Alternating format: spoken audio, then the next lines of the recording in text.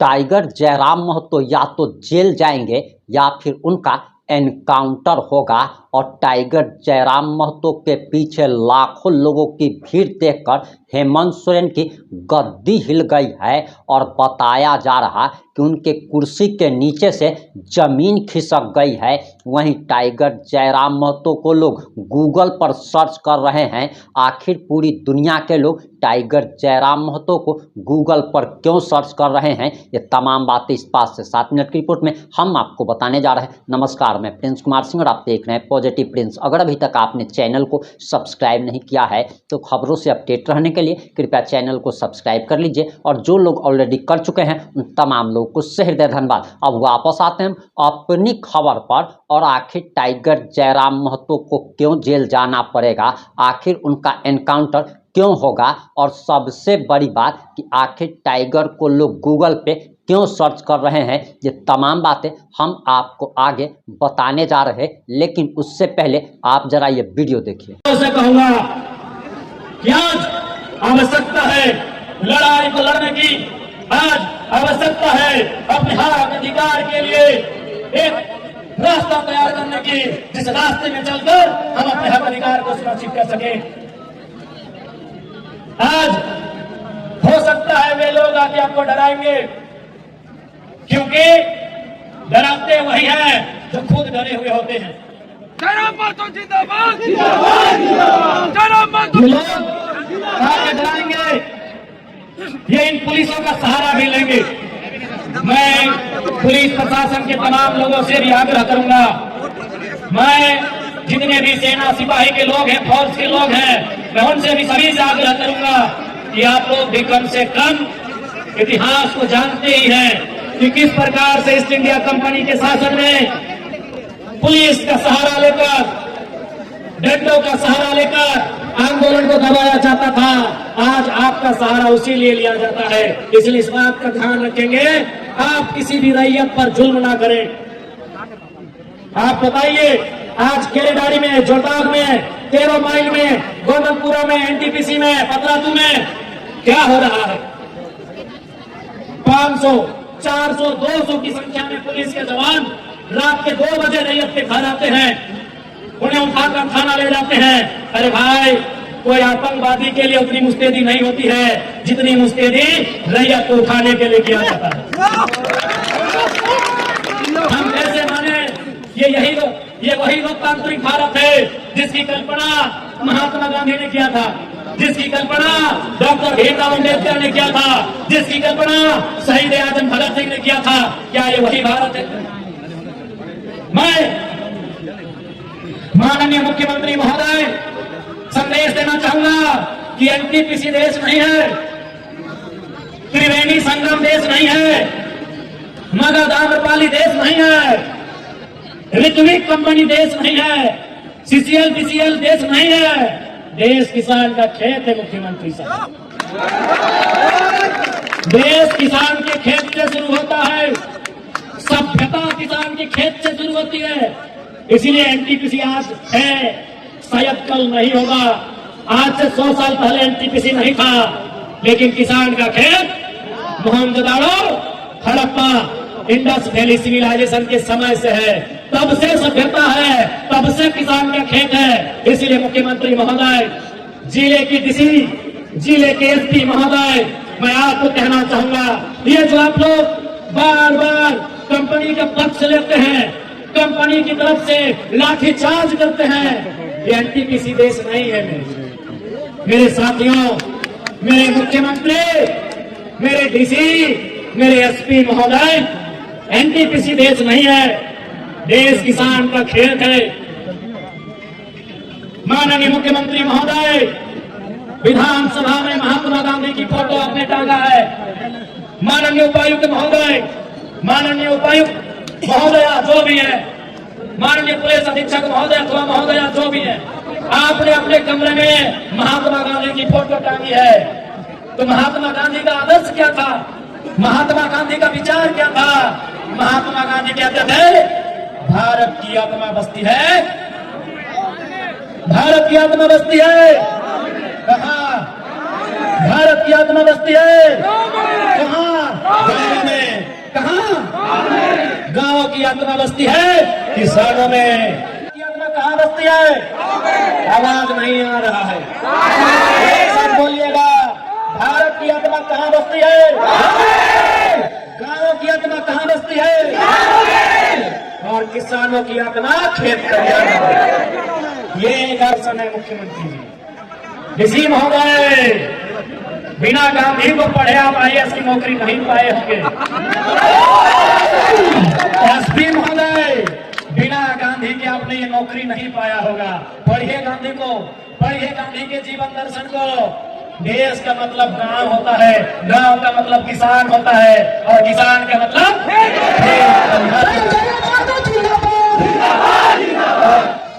किसान का मतलब खेत खलिहान होता है। इसीलिए मैं फिर कह रहा हूं, NTPC देश नहीं है, मगध आम्रपाली देश नहीं है,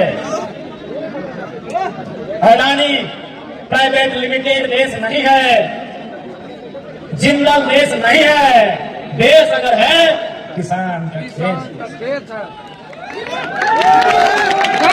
इसलिए अगर देश की रक्षा करनी हो, देश की रक्षा करनी हो तो पहले किसानों की रक्षा करिए, पहले किसानों की रक्षा करिए। और यदि किसान असुरक्षित महसूस करने लगे, ये तो किसान है, भोले भाले सीधे साधे सरल है, ये गरल है, ये सरल है, ये किसान है, इसीलिए आज ये खामोश है। अगर इनको किसी ने बता दिया कि किसान तुम्हारा नाता किससे है, किसान का नाता हल से है, हल के हथियार होता है, आगे फार होता है। अगर किसी ने इन डरे समय दुबके हुए किसानों को ये बता दिया, किसानों तुम्हारा नाता हार से है, और हार के आगे फार होता है, और फार से पेड़ फाड़ा जा सकता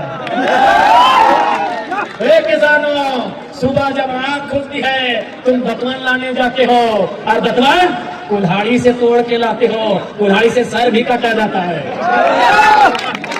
जब हमारे माओ को बताया जाएगा, मेरी माओ मेरी बहनों आप धान किससे काटते हो, हसुआ से, हसुआ से गर्दन भी काटा जाता है। ये किसान है इसीलिए आज सरल है, ये किसान है इसीलिए फसल उगाना जानते हैं। जिस दिन गर्दन काटने का योजना बना लिया कोई नहीं बचेगा, कोई नहीं बचेगा। अरे तुम तो ADC साहब, ASP साहब, दुर्गा साहब, आप नौकरी करते हैं तब आपको हथियार मिलता है। हम लोग पैदाइशी हार लेके चलते हैं, हार बाबू आप नौकरी करते हैं तब आपको बंदूक मिलता है, बंदूक का धार मिलता है। सर्वा हम लोग पैदाइशी हार का थार लेके चलते हैं। इसलिए सताइए नहीं, सताइए नहीं ओ NTPC, सताओ मत। जिस दिन किसान चाह लेगा ऐसा ऐसा NTPC कितना मिट्टी में मिला देगा जिसका कोई ठिकाना नहीं। सताओ मत। मानते हैं अभी पूंजी है तुम्हारे पास, और वो पूंजी तुम विधायक का चुनाव में लड़ने के लिए देते हो, मालूम है? NTPC मालूम है हमको, मालूम है तुम्हारे पास पूंजी है, पूंजी तुम मुख्यमंत्री को भी देते हो, ये भी मालूम है। नहीं तो 5,000 बकरा कहाँ से आता? इतना बोका झारखंडी नहीं है, इतना बोका झारखंडी नहीं है भाई। अगर कंपनी ने उनको चंदा नहीं दिया, अरे ठीक है, रोड सरकारी, लाइट सरकारी, बिजली सरकारी, खसी का मीट सरकारी नहीं था, बांकुड़ा का रसगुल्ला सरकारी नहीं था, पुरुलिया का गाजा सरकारी नहीं था, और झाला का मिठाई सरकारी नहीं था। ये सबको मालूम है। वो कड़वी सच्चाई आप जानो मानो, वो कंपनी ने दिया है, रोड सरकार बनाई होगी। मिठाई का दाम कंपनी से, अभी अब 1 पैसा। गुरुजी भी खुश नहीं होते अगर आज होते तो। हमको मालूम है NTPC आपका चंदा सीधे CM साहब के दोस्तों को जाता है, शायद उनको भी जाता होगा। हमको मालूम है ये IAS IPS लोग बहुत ईमानदारी से कसम लेता है संविधान की, लेकिन बाद में हम लोग कभी घर परिवार मैनेज हो जाते हैं, हमको मालूम है। लेकिन याद रखिएगा, हमारे पड़ोस में एक देश है, उसका नाम है बांग्लादेश। जनता प्रधानमंत्री के घर घुस गई और एक को खिड़की उखाड़ के ले आई एनटीसी वाले। हमारे पड़ोस में एक देश है, उसका नाम है बांग्लादेश। भूखी, सताई, लाचार, बेबस जनता प्रधानमंत्री के घर में घुस गई और एक ईंट उखाड़ के ले गई। हमारे बगल में और एक देश है पड़ोसी जो हमसे जल सीमा साझा करता है, नाम है श्रीलंका। राष्ट्रपति के घर घुस गई,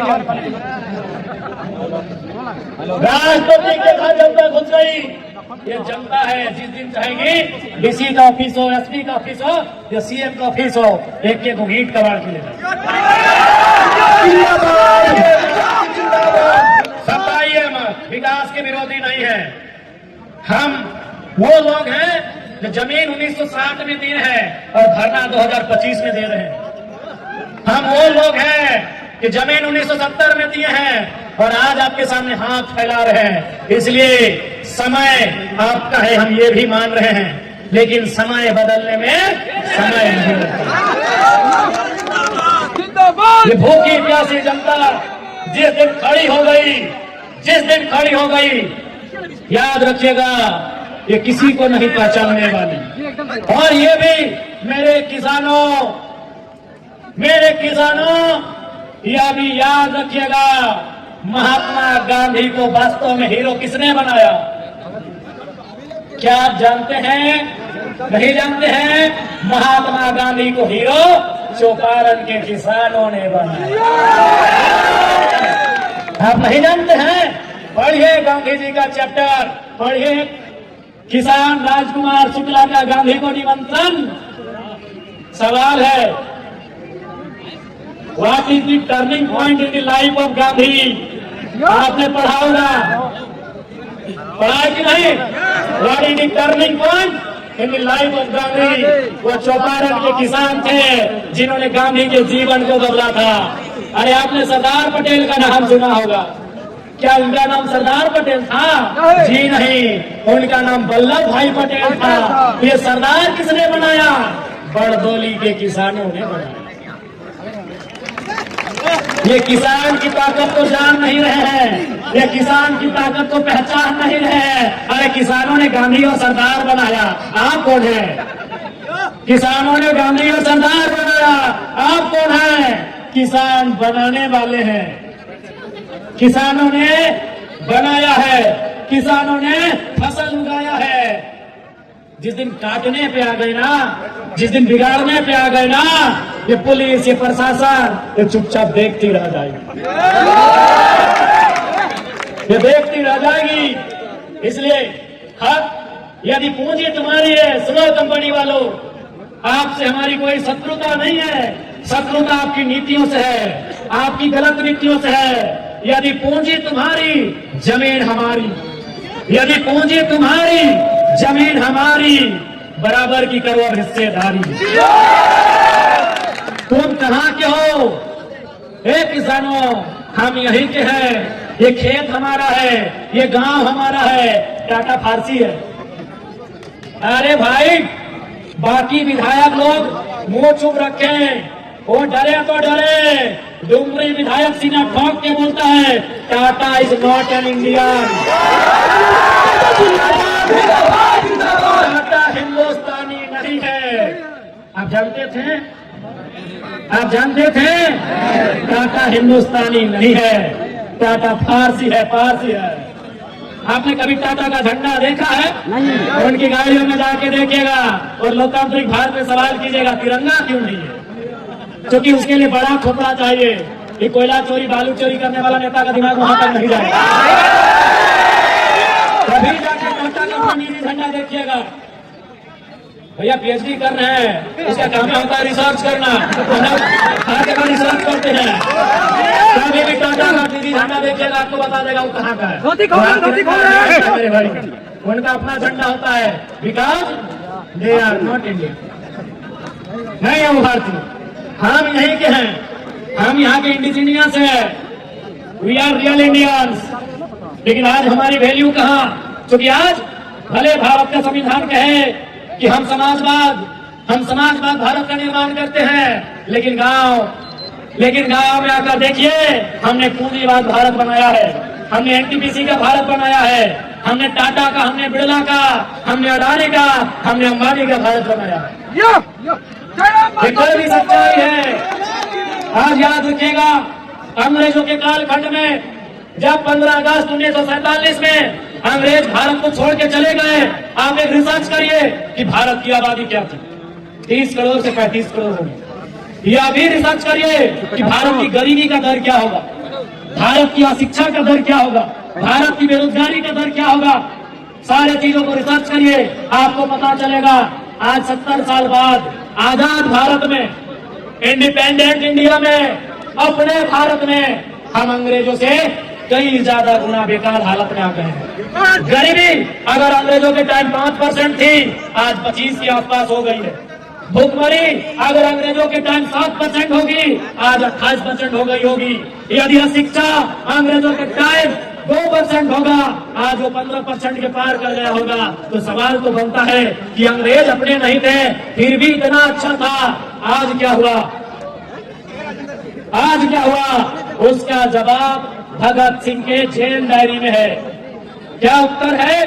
भगत सिंह ने जेल डायरी में क्या कहा है कि हम आजादी गोरों से तो ले लेंगे, हम आजादी गोरों से तो ले लेंगे, लेकिन ये आजादी चंद मुट्ठी भर भूरों के हाथ तक सीमित नहीं रहनी चाहिए।